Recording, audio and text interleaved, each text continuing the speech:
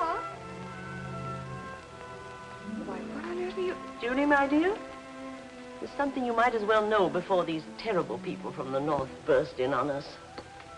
Well, why did you ask them to stay here? It was in the contract. Contract? I assure you, child, it was no pleasure for me to be forced to sell the story of your great-grandfather's life for common actors to perform before the gaping public. I'm not blaming you, Mama. After all, great-grandfather Britt Conway's memory belongs in a way to all the world.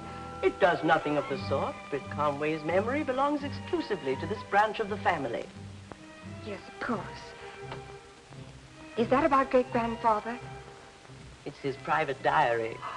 I didn't know that he... No one but I knows what it contains, and nobody else will know, especially those busybodies from New York. I intend to destroy it. Oh, Mama! If they wish to write about his songs or the more respectable of his verses, that's their affair, but I refuse to have his indiscretions paraded before the public. Was my great-grandfather indiscreet? Everybody's great-grandfather was indiscreet. Your great-grandfather was indiscreet enough to write down his indiscretions. Mama, may I read the diary before you dispose of it? It would be of no interest to a well-brought-up young lady. Oh, yes, it would. And besides, I'm old enough to read almost anything now, except bits of Shakespeare. Anyway, how can I deny all those rumors in Battenville about great-grandfather, unless I know the real truth? And you know, I'll be... Miss Charteris, there's some foreigners here asking for you. Foreigners? Yes, and Mr. Sure think they ain't from Louisiana. Oh, well, that must be Mr. and Mrs. Kimbrough and Mr. Mont. Yes, and that's what they say the names is. Show them in, Liza Henry. Yes, and Miss Charteris. I look awful. Mama, I promise to read only the nice bits. I'll go out this way so I won't run into any of Liza Henry's foreigners. And if we don't find it, there'll be no play. George, Oh, yes, my love. straighten your tie. You look like something out of a circus. What's wrong with circuses? Nothing, old man. I barked with a freak show on the Rex Evans outfit last season. Wonderful people, and quite out of the ordinary. If you're looking for a plot for one of your pictures, Mr. Mott, I've got... says she receives you all now. It's very kind of her, I'm sure. Keeping us all waiting like servants. An unfortunate simile, Valerie. Servants these days don't wait. Come on, George. There you are, my little man. Thank you, Mr. Kimbrough. And, stick around. I have a hunch we'll be going back to the planter's house. Okay. How do you do? You must be Mrs. Kimbrough. Welcome to Battenville. How do you do, Mrs. Charteris? This is my husband, George. This is my husband, George Kimbrough, the playwright. How do you do? Oh, yes, and Stephen Mott, his assistant. How do you do, How do you Mrs. do? Charters? I can't tell you how grateful we are to you for allowing us to invade your privacy this way. Are you from the South, Mr. Mont? No, why? You have such nice manners. Thanks. My dear, you're going to be positively inspired in this quaint old room. Mrs. Charteris, your home is perfectly charming. It simply reeks with atmosphere. Of course, the first thing we have to do is move that writing desk over there, so the light comes over his left shoulder. My husband is so particular when he's working. Everything has to be just so, but that's genius for you. I'm afraid, Mrs. Kimbrough, your husband will have to exercise his genius in some other room. The arrangement of this furniture has not been altered since my grandfather, Britt Conway's death. That's very interesting. Did the old boy die here? The old boy, as you choose to call him, was killed in a duel defending the honor of his family. How boring. None of my family were... Possibly none of your family had any honor to defend, Mrs. Kimbrough. Any day you want a job as a dialogue writer in Hollywood, Mrs. Charters, just let me know. Thank you, young man. I'll remember that. I'll send for Liza Henry to show you to your rooms. I've given you and Mr. Kimbrough the blue bedroom. It used to be Britt Conway's. I bet you'll get a great kick out of sleeping in... George. And you're in the west room. It used to be my daughter Julie's schoolroom. Sounds delightful. Charming. And where will my husband write? There's a perfectly good writing desk in the blue room. Well, it was good enough for Grandfather Britt to write his... His what, Mrs. Charters? His verses, of course. I'm afraid there is no other spare room in the house except a small room in the attic that used to be the butler's when we had a butler. You wouldn't mind taking the butler's room, would you, Steve, dear? You know how desperately important it is for George to be completely undisturbed. Really, Valerie? I mean, of course, for the two of you to be completely undisturbed. I don't mind a bit. That is, if the switchover doesn't cause you too much trouble. Not at all. Would you kindly ring the bell, Mr. Kimbrough? I'll have Liza Henry prepare the room. I'm afraid it'll take her some little time. Well, that's perfectly all right. While the others are settling in, I'll take this opportunity, if I may, to stroll around your lovely garden. I'll come with you, Steve. There are one or two points of construction I must discuss with you. No, George. We must fix up your study, mustn't we? Men are such children, aren't they, dear Mrs. Charteris? Harmless, but children. I wish I could say the same of women. You rang, ma'am? Yes, Liza Henry. January 14th, 1859. 11 more days until my beloved Marceline returns from her tour. Each day will seem a full year. To pass this interminable period, I have started to compose a ballad to be danced. I have chosen the power at Lafitte as my subject.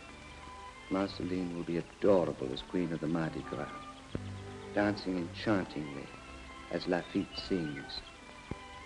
Hear the bayou call, saying love is all. Never think about tomorrow or yesterday. This madness we're sharing will live through the night. No thinking or caring. Sorry to disturb you. Oh, no, you didn't. Are you Mr. Kimbrough? No, I'm the Mont half of our disreputable collaboration. Steve Mont. How do you do? I'm... Miss Charteris. Miss Julie Charteris. Not only the great-granddaughter of the famous Britt Conway, but obviously a very charming young lady in her own right. Won't you sit down? Thanks. Are you from the South, Mr. Mont? Does I have such nice manners? No, because you pay such fulsome compliments. You've inherited your mother's gift of repartee. Say, that's an attractive tune. Britt Conway wrote it. Isn't the music box pretty? It was given to him when he married my great-grandmother. Lovely. How do the words go? No one knows. Britt left no record of them. You mind if I take the music box with me and have a shot at writing lyrics to the tune? Of course not. Only, Only what? Mr. Mont, Steve, to a fellow author, Mr. Mont, I want to ask you a question. which I'll do my best to answer, providing you call me Steve. Well, then, Steve, what sort of a man are you going to turn my great-grandfather into? In the play, I mean. Well, an interesting one, I hope. Well, that's what I was afraid of. Why? Well, you see, Mother doesn't approve of interesting men. And you, Miss Julie? Oh, I like them. Well, isn't it possible to write a play about a good man and make it interesting, too? Like Jefferson Davis or Woodrow Wilson. Was Britt like Jeff Davis or Wilson? No, not very. What was he like? Well, you saw his portrait in the drawing room. I didn't believe for 1 minute that was Britt Conway. Well, I'll have you know that that portrait was painted by a gentleman who comes from one of the first families in Louisiana. It looks like it. I take it back. You're a typical Yankee. Good. I like to see a bit of the Conway flare up in you. It's very becoming. You know nothing about Britt Conway. And I'd have a feeling that nobody around here wants to give me any information about him. No scandal, if that's what you mean. Darling, don't you think those things are a trifle short? Well, long or short, they're better than the rags that we're hanging here. Don't you think the whole effect is rather chic? I guess it's very artistic. The only thing is, it makes me feel dizzy. Always the enthusiastic husband. Always give the little woman a pat on the back. If you ever said anything halfway decent to me, I'd fall right on my face on the floor. You love it. This here's Miss Julie's schoolroom. Oh, my goodness. I mean, it was Miss Julie's schoolroom. Supper's at 7 if y'all feel strong enough. If you're all through with the decorating, ma'am, I have to be getting back to the planter's house. Yes, well, run along, young man. Oh, and, thank you. Thank you very much, Mr. Kimbrough. You know, I've seen you somewhere before. It couldn't have been... No, it couldn't have. Besides, we hardly move in the same circles, do we? I don't move in circles at all. I come straight to the point. Looks like old times to see Valerie's drapes up again. You remember the last time, George? Sure. It was in Wilmington, Delaware, when we were trying out Tenderly Yours. And some old dame popped in, thought we were running a fortune-telling parlor. Oh, if that's the kind of humor you brought back from Hollywood, I only hope you won't persuade George to use it in the new play. And certainly not in my role. Talking of that, were you able to get any information out of the old dame? Not a thing, either from the mother or the daughter. What's she like? The daughter, I mean. Oh, all right, I suppose. Not your type at all. What do you mean, not George's type? Well, I mean, not like you. You are George's type, aren't you? Oh. Well, come along, George. If supper's to be at 7, we have to tidy ourselves up. You go ahead, dear, and I'll be along in a minute. There's something about your part in the play that I must discuss with Steve before I forget it. Oh, all right. I'll allow you 5 minutes. Steve, you're not to give George anything to drink. He's given alcohol up completely since you went away to Hollywood, and I'm not going to have that starting again. Where would I have a drink on me to give George? I don't know, but I want you both to remember that we're going to lead normal, healthy, country lives as long as we have to stay in this quaint old morgue. And I haven't got a drink on me. Don't you bother your pretty little head about it. Say, she hasn't really reformed you, has she? I can work with almost anybody, but I draw the line at a reformed drunkard. Just a minute, brother. The gentleman in the audience asked for scotch. And here it is. Very ingenious, Maestro. Anytime you want anything to drink, just ask, name a drink, Kimbrough, and he will fix it for you. I can see neither your brains nor your throat have been rusting during my absence. Here's to you. Byron over there is full of gin. No kidding. Have another? Sure will. Now we're getting into the spirit of it. You know, Steve, I really believe that with Shakespeare and Byron to inspire us, we'll positively do the best work we've ever done right here in this very room. You can say that again.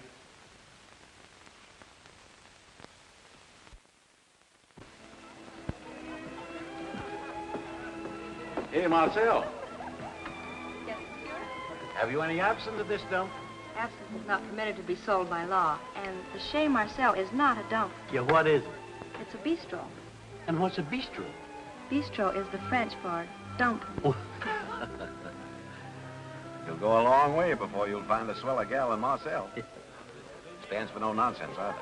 Isn't she some relation of Britt Conway's? Well, sure. She's his great-granddaughter, just like Julie Charteris. Only the Charteris side of the family put on all the airs. Marcel runs the best dump, I mean bistro, in Battenville. Speaking of Britt Conway, have you run across those two Yankees that's been stopping at the Charteris since last Sunday? Our firm drew up the contract with them for the old lady. What contract? It's supposed to be a secret, but these men are writing a play about Britt, and have paid well for the privilege. Oh, so that's how the long outstanding Charteris accounts have been settled. Mm-hmm. Hey, Marcel, come here, quick. What's the excitement, Pete? Did the planter's house burn down? No, Marcel, but get a load of this.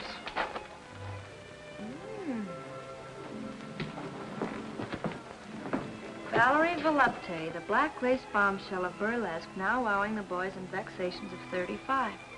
Who's she? She's the wife of Mr. Kimbrough, the dame who hi-hatted me when I drove them over the Charterises last Sunday. You mean the wife of Kimbrough who's writing the play about great-grandfathers? Sure, and it's a perfect setup for us. What is? Let's sit down and I'll explain it to you. Don't you see?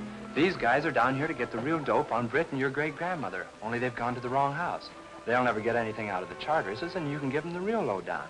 So I walk up to Mrs. George Kimbrough, and I say, "Hey, babe." And she says, "Young man, how dare you?" And then I whip out this paper.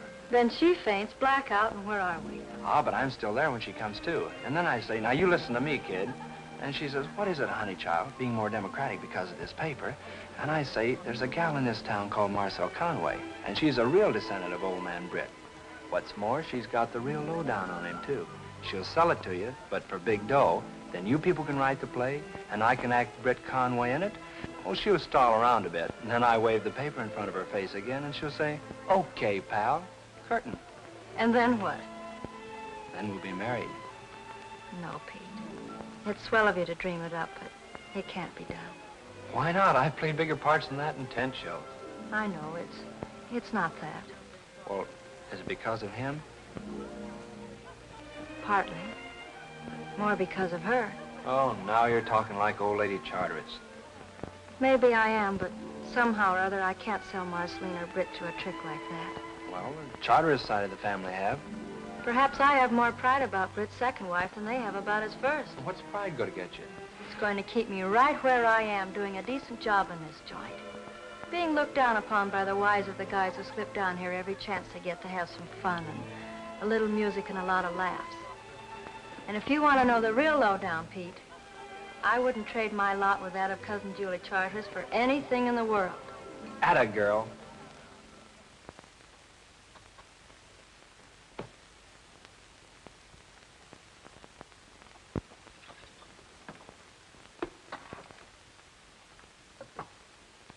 To Britt Conway. To Britt Conway, the most mysterious human being the world has ever known. You ain't woofing, bud. Right. Well, boys, how's it going? Splendidly. Act 1, Scene 1. Garden of the Conways' estate. As the curtain rises, a chorus of Negroes are harmonizing Britt Conway's famous spiritual, Sweet Sunday. Go on, I'm already yawning. Ah, but you ain't heard nothing yet. As the voices finish to thunderous applause, a magnificent specimen of young manhood emerges from the house. Passing among his faithful servitors, he, pats a few children on the head. Just to show what side he would have been on in the Civil War had he lived that long. Well, what does he say? That's what we don't know. Oh, great. I must say, that's a fine week's work. Well, my dear, don't forget that the walls of this house reek with romance and dramatic intrigue. You remember, dear, the walls of this house may have ears, but they don't talk. It's really not our fault, Valerie. We've been completely hamstrung by the contract Mrs. Charteris made with us. We're not allowed to put anything in the play that can't be proven to have happened. And the old lady, who apparently is the only living person who can give us that proof, point blank refuses to do so. And as you very well know, compared to Madame Charteris, the Sphinx is a positive chatterbox. Well, it's up to you, Steve. What do you mean? The old lady may not talk, but the daughter will if she's given the right approach. Nonsense. Julie's a swell kid, but in the first place, she knows nothing. How do you know? George. Well, I mean, has Steve tried to get anything out of her in the way of information? Of course I have, but there's a certain limit.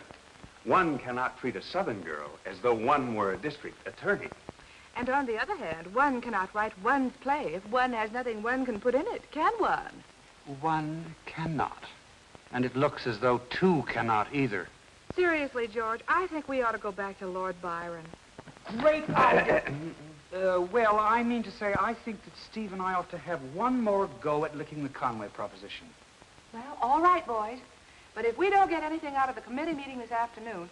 Gee, I forgot. I look awful. I have to change my dress. Do we have to go downstairs? I can think of nothing drearier than a group of clubwomen laboriously discussing how to make this year's Britt Conway Festival more lugubrious than last year. We certainly do have to go downstairs. And furthermore, here's our plan of campaign. I shall dazzle the club ladies and endeavor to extract something from them. Steve, you concentrate on Julie Charteris, and George... What can George do? I shall commune with Shakespeare. I'm sure I can get something out of him. If there's any left. What's that? Who's that now? Probably the ghost of Britt Conway. Oh, come in. Oh, I'm sorry. I thought that... Nonsense, my dear child. Come right in. What a perfectly charming dress. It's exactly like the one I came out in. Remember, George? The only dress I ever saw you come out in was the one you came out of in the Follies of Let Me See. Come on, George. We must tidy ourselves up, mustn't we? And when do your dear mother's charming guest arrive? Well, the meeting begins at 4:30. That's what I came here to tell you. Oh, then we must rush. Steve, aren't you lucky you don't get all messed up and untidy the way George does? Of course, George does work much harder. Of course. I should go and help Liza Henry with the lemonade. Nonsense, my dear child. Now, you two young people stay right here and have a cozy little chat. Get Steve to show you how his model theater works. It's perfectly fascinating, isn't it, George? Isn't it, George? Yes, of course, if you have anything to play in it. Are you sure I haven't interrupted your work? Well, of course not. Anyway, there's nothing I can work at.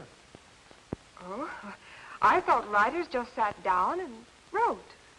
Let you in on a little secret, Miss Julie. Unless they have something to inspire them, writers just sit down, period. And you have nothing to inspire you here. I have enough inspiration right here for at least a dozen love sonnets, but not about Britt Conway. Oh, I see. I'm sorry. As a matter of fact, in the past week, I've been inspired to write one little thing. Oh, really? Like to see how we work out love scenes in our little model theater? I'd love to. Swell. You stand over here. You'll be the audience. I'll work out the set. What are you going to use for scenery? Well, here's the tree. Here's the well. Now all you need are the actors. There they are, right here on this bench. And you work out the love scenes right here on the stage? Mm-hmm. Here's where the boy and girl have the inevitable little quarrel. We're going to do this in dance form. Quarrel? Well, just a lover's misunderstanding. When this happens, the boy is very hurt. He's falling in love. Well, what does happen? You'll see.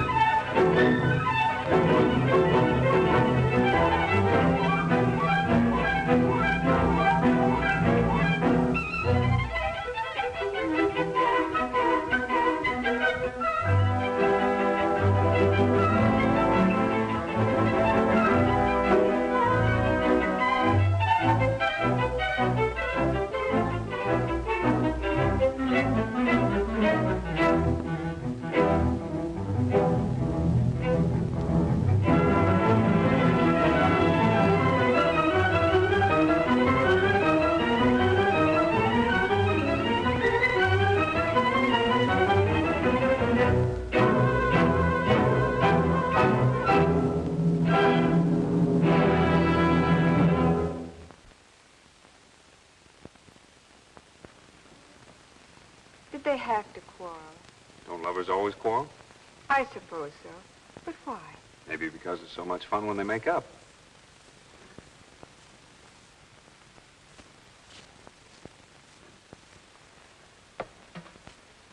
That's a better finish, isn't it? Miss Julie, the ladies are beginning to arrive now. I done told Miss Charters that you always help me with the lemonade. I can't keep on saying that. Y'all better come downstairs now. Won't you sit down, ladies? My daughter will be here immediately. Excuse me. You, I believe, are Miss Lanning? Indeed I am. Indeed I am. Well, isn't that nice? Oh, I can't tell you how proud I am, Mrs. Charters, to become social editor of the Battenville Gazette. Of course, I realize it's a tremendous responsibility, but I promise you that I intend to make the fame of my column ring throughout the entire South. I'm sure you will. Of course, we in Battenville were very fond of poor Hattie Cunningham, your predecessor. Whatever she wrote was in the best taste. Oh, indeed it was. And I can't tell you how distressed I was when I heard that after all those years of faithful service, they had to take her off to a mental home. That, Miss Lanning, is something we don't discuss in Battenville. Oh, there's that darling Miss Pate. Excuse me. You're late, Julie. I know, Mother. I'm so sorry. Oh, how do you do, Miss Calhoun? I'm so glad you could come. I'd like you to know Stephen Moore. How do you do? He's writing a play about great-grandfather, you know. Excuse me? We're all mighty proud of Britt Conway in Battenville, Mr. Mott.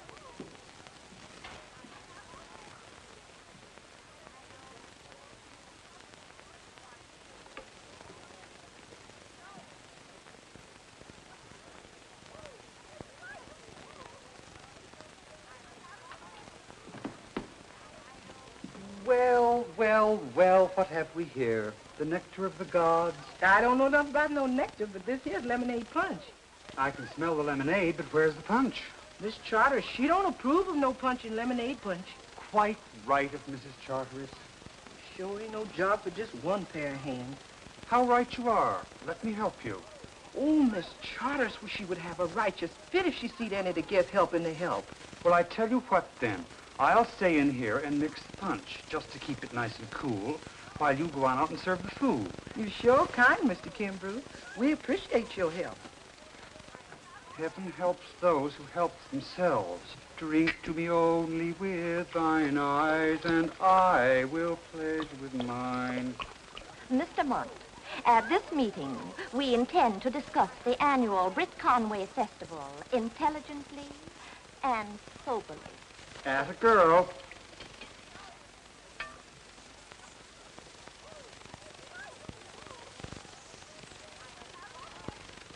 George, dear. Yes, darling.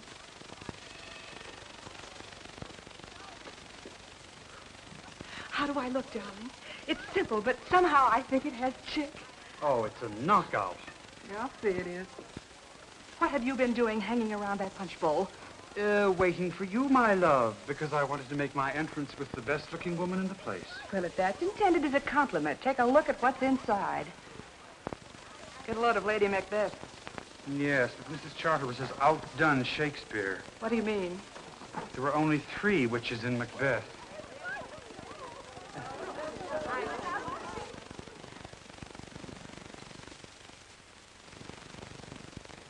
Ladies, I want you to meet Mr. and Mrs. George Kimbrough. What a clever idea of yours, Mrs. Kimbrough, to come to the meeting dressed for the festival.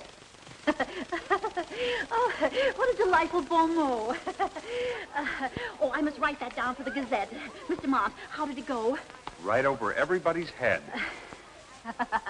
Oh, you're all so brilliant and witty. Poor little me. I feel quite out of it.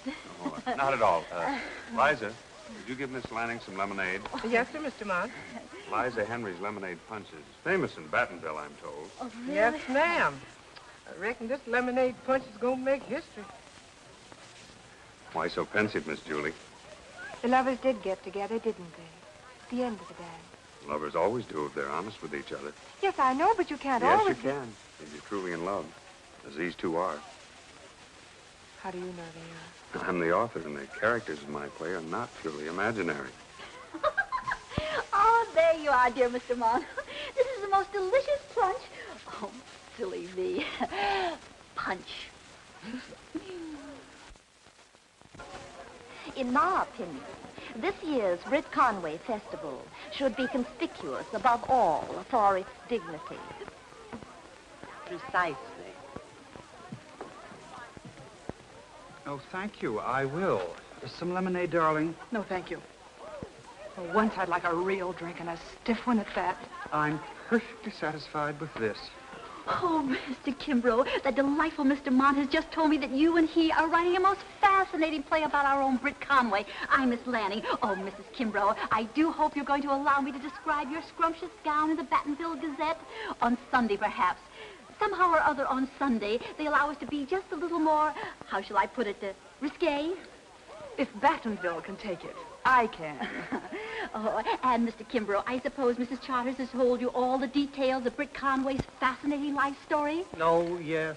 Mrs. Charters has confided in me, confidentially, of course, that Britt Conway was born, was married, and died. I was even able to wheedle the dates out of her. Oh, how fascinating. And I suppose you were able to obtain material from the other Conway descendants? Who's that? Oh, a young woman by the name of Marcel Conway. She runs how shall I put it, cafe in the other part of town, of course. It seems that Britt had how shall I put it, romance with the girl's great-grandmother. After his first wife died, of course. Britt Conway was a gentleman. And where did you say this young lady lives? Oh, I wouldn't know that, really. We young ladies of, how shall I put it, breeding, never patronize a place of that, how shall I put it, Ilk. Just so. Thank you. And now, ladies, I think it's time for the committee meeting to commence. George, you stay here. I'm slipping out. Can't take it anymore, huh? Well, I don't blame you. Somehow I'm going to find this Marcel Conway girl. Wonder where she hangs out. Why don't you ask my boyfriend, Pete? He knows everything. Pete? Yeah, you know the boy at the hotel. The one who thought he knew you when. It's the first bright idea you've had in a week. Now listen, I'll take Steve and we'll find this dame if it takes all night. You stay here and amuse these ghouls. Amuse them? I'll have them rolling in the aisles. Let's forget about tomorrow or yesterday. This magic we're sharing will live through the night. Bravo! These exquisite, my dear child. She's lovely, isn't she, though? Say, folks, how would she be playing her own great-grandmother opposite me as Britt? Well, whoever told you my husband would cast you as Britt? Well, it's like this, Miss Volupty. You see, it's just like I said, only she forgot to say... Young man, how dare you? I'm sorry, Mrs. Kimbrough. I told Pete not to play that trick on you. How did you know? Stage and sports, black lace bombshell, vexations, 1935. Oh. Well, I want you to know I was the greatest band dancer on 42nd Street. I used to come out in a little black lace job. Of course, I never used swing. I always had my own music. Classy stuff, you know. I used to start out with just a little teeny bump. And then I really got going. And by the time I hit center stage, yeah.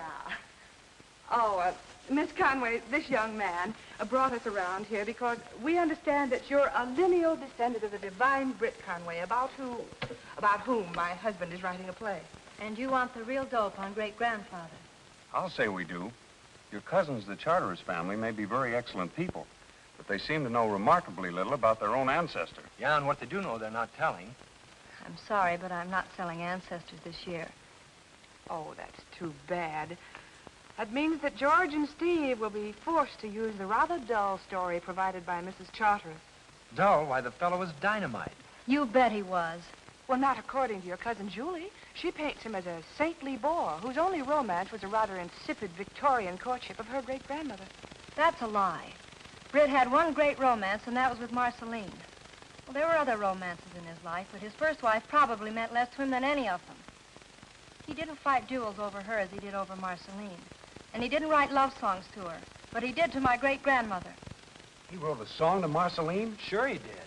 Valerie, this is something else Mrs. Charteris hasn't given us. We don't need her now. Miss Conway, would you... I'm sorry. I wish I could help you. But you can. You have Britt's song. Pete, you mustn't. Now we're getting somewhere. Here it is. Just as I saw you the first time, you're still a part of my heart. Valerie, this is terrific. Just what we've been looking for. It's perfect for the finale. Britt, piano, singing to Marceline. Please, Mr. Mont. I know I can play Britt for you.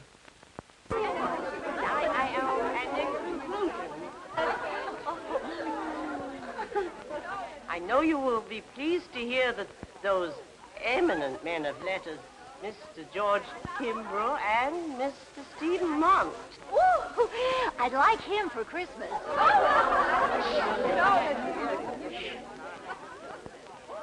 Have kindly consented to supervise this year's Britt Conway. festival.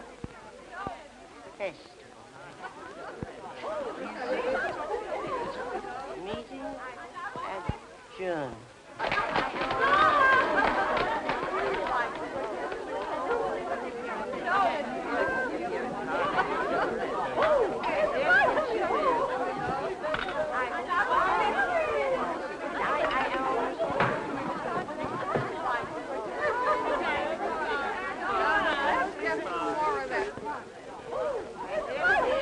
Goodbye, Mrs. Charterish.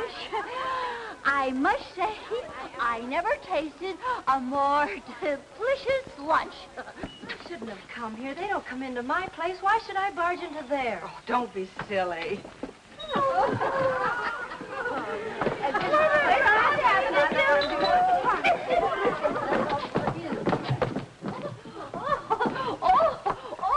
you're late. The meeting's over. And you should try the lush. Oh, it's to pinches. Uh-oh. I haven't seen anything like that since I was a bootlegger in Cedar Rapids, Iowa. Well, come on, kid. Is there anything left to tidy up? Only Miss Calhoun. Looks to me like she's gonna be here to Judgment Day. I can't understand what could have gotten into Mother's gift. I can. So can I. What is the meaning of this? How dare you bring this woman into my house? Well, from the looks of your guests, you should be flattered to receive anybody who can still stand up. Introducing the contestants in tonight's main event. On my right, battling Charteris. On my left, Kid Kimbrough. Be quiet, George. This is serious. We found Marcel Conway, a real descendant of Brits. Well, I'm very happy to know you. How do you do? Any luck? She can tell you the true story of Britt Conway. Yeah, and it's a pip. Miss Conway can tell you any story she chooses to fabricate, Mr. Kimbrough, but not in my house.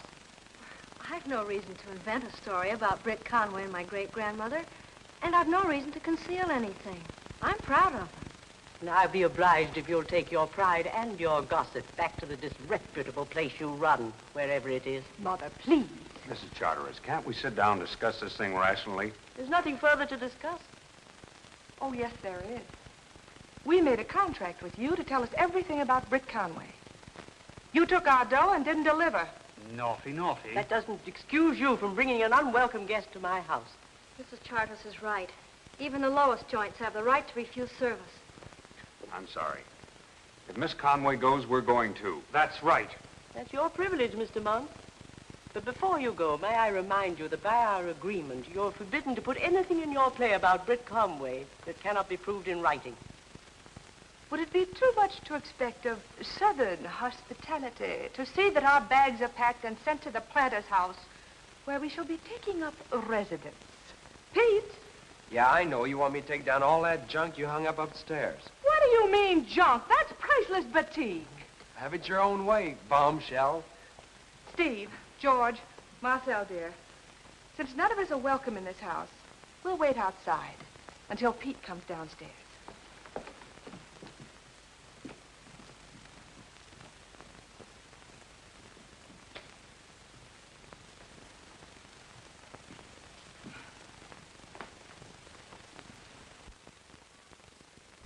You know, George, I think I'll hang the drapes in here before I put the batik over my bed.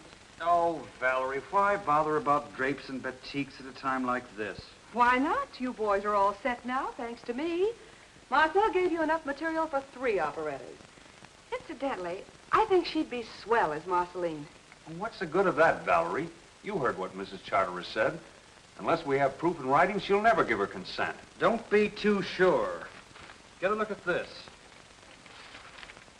Plans for Britt Conway Festival by Eurydice Lanning, Society Editor. At the magnificent home of the genial Mrs. Ambrose Charteris and her delightful daughter, known to her intimates as Miss Julie, the advisory committee for the Britt Conway Festival was royally entertained on Tuesday afternoon. The food was sumptuous and the punch was pernicious.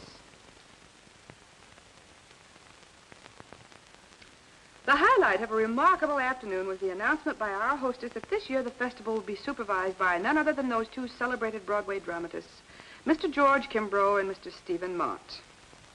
What's so wonderful about that? Well, you didn't finish it.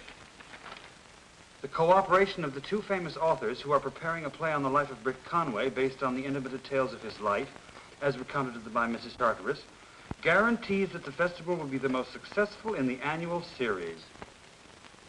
And for this, we have to thank Battenville's leading citizeness in social life, Mrs. Ambrose Charteris. Oh, What difference will that make? obviously you've never lived in a small town. Hey, folks, guess who's here? Miss Julie? No, the old dragon herself. How nice of you to drop by, Mrs. Charteris. Won't you sit down? Thank you, I will. I'm not as young as I was. We've just been reading about you in the Battenville Gazette. Yes. It was because of that I came here. The learning woman is obviously mentally defective. But the fact remains this idiotic article has placed me and my daughter in a most difficult position. How true, how true. I've no intention of mincing words. I was guilty on Tuesday of an unpardonable breach of etiquette under, I must say, extremely provoking circumstances. You ordered us out of your house. That's not quite true. We offered to leave, and Mrs. Charteris agreed. Let us say that I acted hastily. To put my cards on the table, I need you to ensure the success of the festival. And in what way do we need you? I happened to be rummaging in an old bureau today, and I found some papers in Britt Conway's handwriting. Unpaid bills, no doubt. On the contrary, they contain what I believe you Broadway people refer to as some hot stuff. So the deal is, we come to the festival, you give out the dirt. That is so. It's a deal. Okay by me. On one condition, Mrs. Charteris. My husband and Mr. Mott are to be in complete charge of the festival, including the songs that are sung and danced. Provided they're genuine songs by my grandfather. Oh, they'll be the real McCoy. And over the choice of performers. You mean? Those are my terms. Take it or leave it.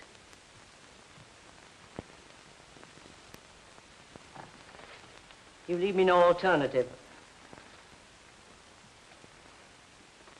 I accept. I can only say this of you, Mrs. Kimbrough. You represent the triumph of mind over manners.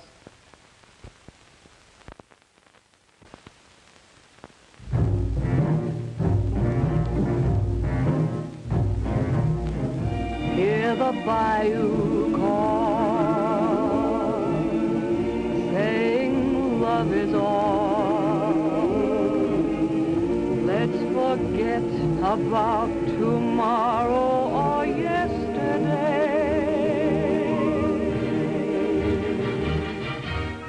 This magic we're sharing, Delicious. will live through the night. Somehow I feel Britt wrote this with his heart. Not thinking, not caring if it's wrong or right. Creoles chatting low tell us this is so. Only fools refuse the spell of the bayou call. Love is ours tonight. Let its flame burn bright. We'll obey the bayou call.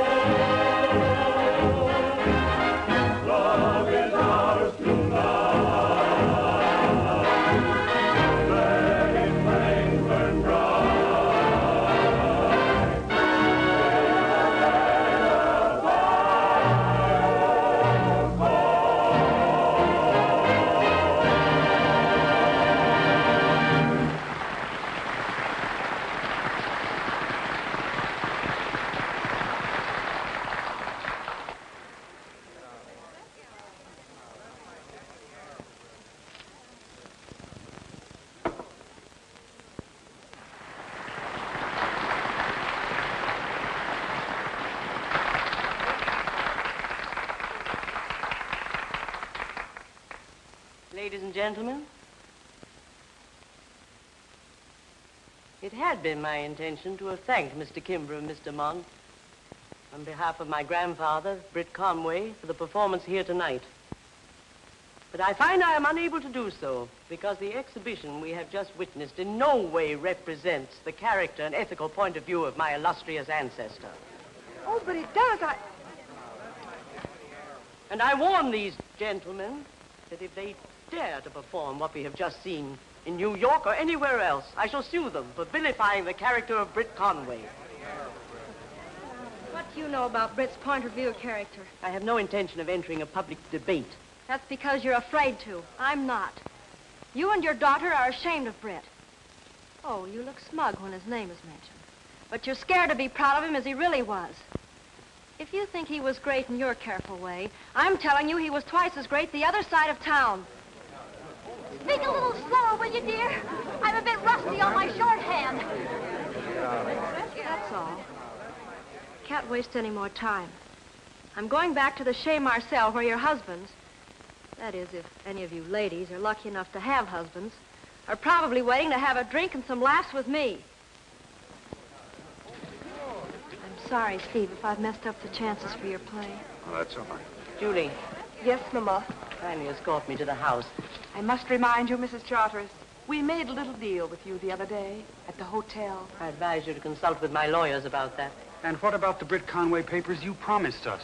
Your memory must be playing you tricks, Mr. Kimbrough. Good evening to you. Steve, there's something I must tell you. I'm afraid there's nothing you could tell me, Miss Charteris, that I'd believe. Come on, let's go to Marcel's place. We need some fresh air.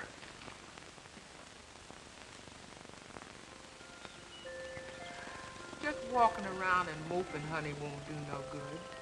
Don't you want to come over and cut for your wish? Might come out.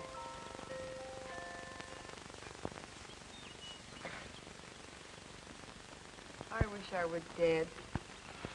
When you tell your wishes, they don't come true. I tell you, Miss Julie, what we'll do. We'll make it your fortune instead. Look, honey, now here's how your fortune starts. Now this here's your picture, the Queen of Hearts.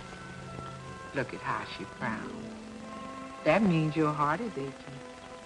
And if I ain't mistaken, it's on account of this here Jack. I do believe it's Mr. Steve. Miss Julie, honey, the reason why you're feeling bad is 'cause you holding back something he ought to have. This Two of Hearts. Now that means a man and woman's story. A man and woman that long ago done gone to glory. I reckon it's about Mr. Britt. Miss Julie, you just won't admit to Mr. Steve your grandpa was a natural man. And honey, ever since the world began, men folks has been men folks. Don't you understand? Well, that story would bring shame on the family name. Well, there ain't many men the Lord picked out to write real music. The Lord is forgiving of mistakes a man like that done made in living. And if it's Mr. Britt's life you begrudging, then, honey, you cause yourself better judging than the good Lord himself. You're right, Liza Henry. I must get Britt's diary to him. But how? I don't want Steve to think I'm chasing him. I guess the Lord will forgive me for what I did. So here's the old diary. And for hiding, I'm amply provided.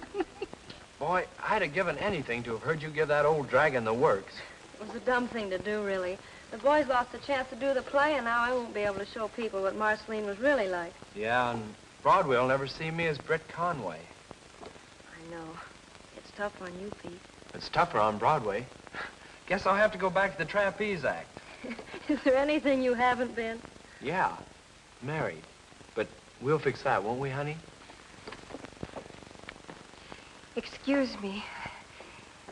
Marcel, I had to come to see you. Why? I have something for you. I can get along quite nicely without hush money, thank you. Oh, no, it's not that. Anyway, I don't have any money. Marcel, I have to speak to you. Privately.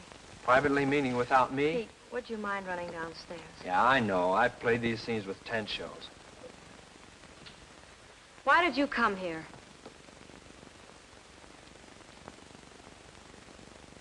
I want you to give that to Mr. Mont. This looks like the real thing. It is. Handwriting's the same.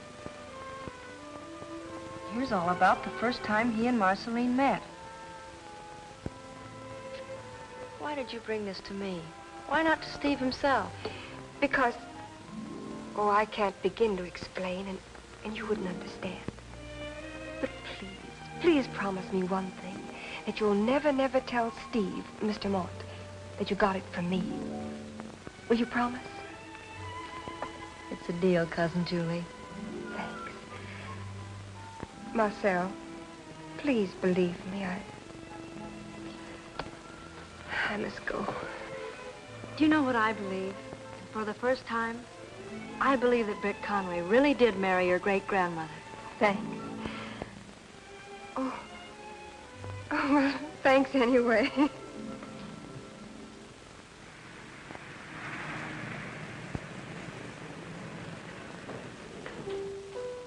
Britt, dear Britt, as I was singing your song, I suddenly realized that it was written not for me, but for Marceline. You can deceive with words, but melody cannot lie. No, Valerie. Try and get a little real feeling into it. You're supposed to be a dame who suddenly discovered that the boy she loves has gone sour on her. It's these ridiculous words you've written. There's no poetry in them. As, for instance? As, for instance, as you were singing your song. Well, what's wrong with that? Except the way you sang it. An artiste does not sing a song. She renders it. I'm right, aren't I, Steve? What? Oh, sorry. Afraid I wasn't paying attention. That's been the trouble ever since we left Battenville. You'll pay attention to nothing, contribute nothing, do nothing except play that one tune that you won't even let us use in the show. Yes, Steve. Why can't I sing that song? You mean render it, Valerie, dear. Sorry, Valerie, but no. The song isn't right for you. It's a song for... For Miss Julie, I suppose. Precious Miss Julie, who did her darndest to keep us from doing this show. If we're going to open Thursday, we'd better get on with the rehearsal. Sorry, George. Haven't been much help to you lately. Oh, that's all right.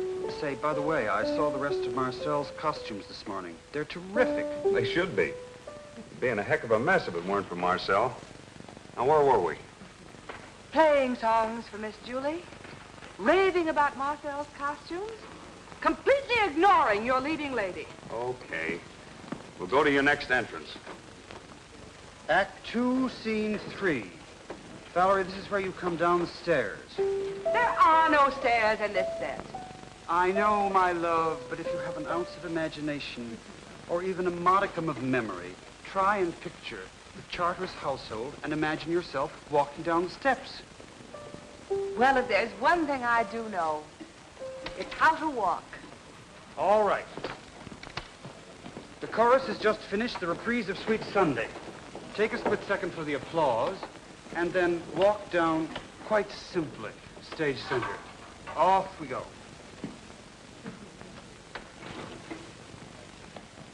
Oh, what have I done to deserve this?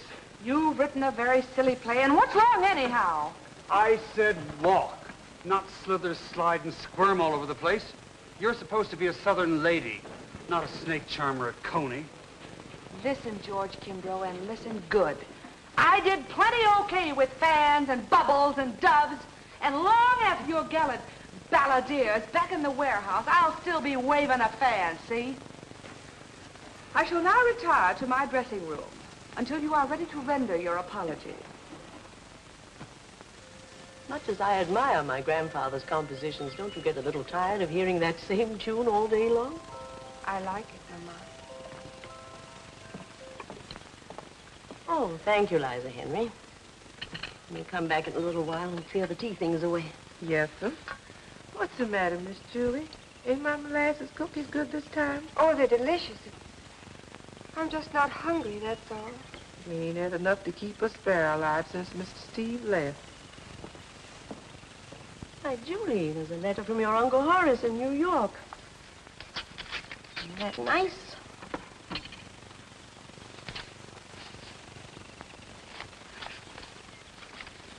What can this be? Gallant balladeer, new operetta based on the life of Britt Conway. On Thursday next at the Monarch Theater, Gilbert Wilson will present a new work from the prolific pens of George Kimbrough and Stephen Mont. The story of this musical is based on authentic data found in a diary written by Britt Conway himself. This diary was discovered only recently by the enterprising authors while visiting descendants of the famous Southern balladeer in Battenville, Louisiana. There can only be one answer to this. Liza Henry must have been bribed for those creatures. That's not true. I took the diary. I gave it. My daughter. No, Mama. Britt Conway's great-granddaughter. Oh, Mama, I know how you feel. But times are changing. It isn't that people are any less strict in their standards. It's just that they're more human, more understanding. Nonsense. Humanity and understanding are modern words for laxity, sloppy sentimentality. I presume you've temporarily taken leave of your senses. Until you recover them, go to your room and remain there.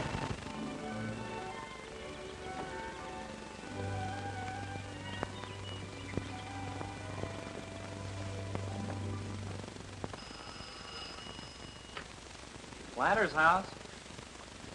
Yeah? Yeah, this is Pete. Who are you? Julie? Oh, Miss Julie Charteris. Why, yes, Miss Julie. I guess I know most everything. Where could you pawn an antique music box? Now, let me see. Why, yes, sure I know. Curtain going up. Take your seats, please. Curtain going up. Take your seats, please. Curtain going up. Take your seats, please. Curtain going up. You'd think after 15 years it would get better, but it doesn't. Remind me to close my eyes when Valerie makes that entrance down the staircase. I shall have passed quietly out long before that. Say, there's John Furbank of the Morning Courier. Give an ear and find out what kind of a mood he's in. I'm so nervous I've gone stone deaf. Okay. I feel I'm going to enjoy this. What's wrong, dear? Never should have eaten those oysters.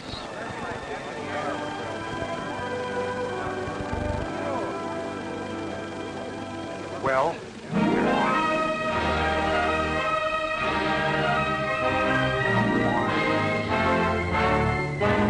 Never again. Oh, it's 9:10 already. We'll never get there before the end of the play. It's tough on you, Miss Julie, but I guess it'll run more than one night. Even if I'm not playing Britt Conway. Attention, northbound passengers for New York. The bus has been repaired and is now ready to leave. When will we get to New York?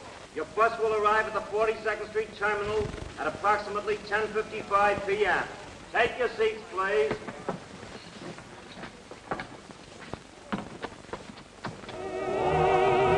If it's wrong or right, Creoles chatting low, tell us this is so.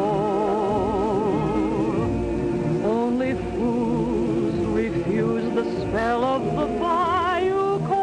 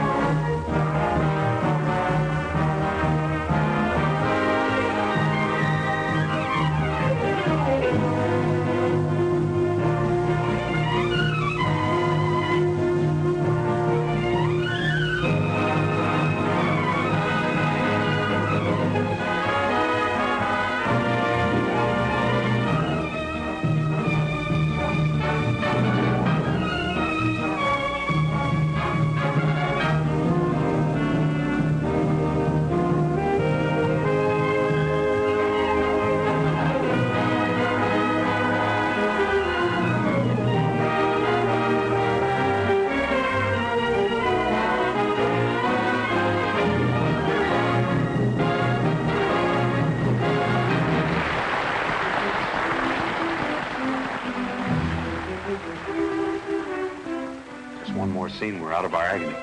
Do they like it out front? Crazy about it. Crazier about you. I wanted to tell you, Marcel, that if it hadn't been for you, the show never could have gone on at all.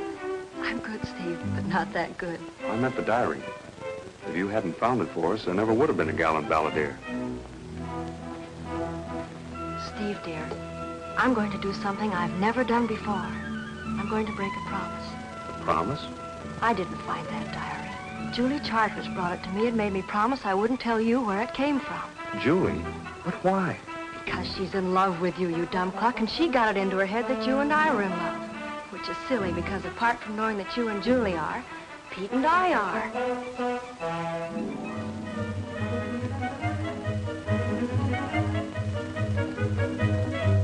Get ready for the finale, Miss Conway. Got a couple $100 on you, George? Just about. Give it to me. Why? Shh. Few people aren't enjoying the show. Keep quiet so that others can. Sorry. I've got to get to Battenville right away. You mean before the show is over? What difference does the show make? This is important. Give me the dough. I was going to take Valerie to supper on this. Ah, well, Valerie eats too much anyway. Will you keep quiet? I'm very sorry. Say, Steve.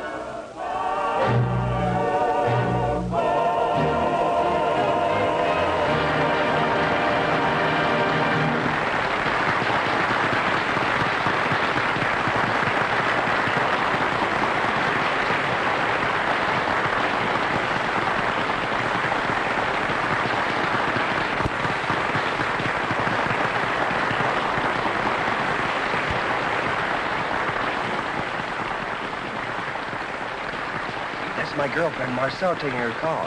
Is she gorgeous? Sure. Who's that guy taking the call with her? Chris Conway, of course. Boy, is he corny. Told you you'd enjoy it. Excellent. Excellent. What's that music they're playing? I like it. I was not in the show. It wasn't written for the public. A song for Miss Julie.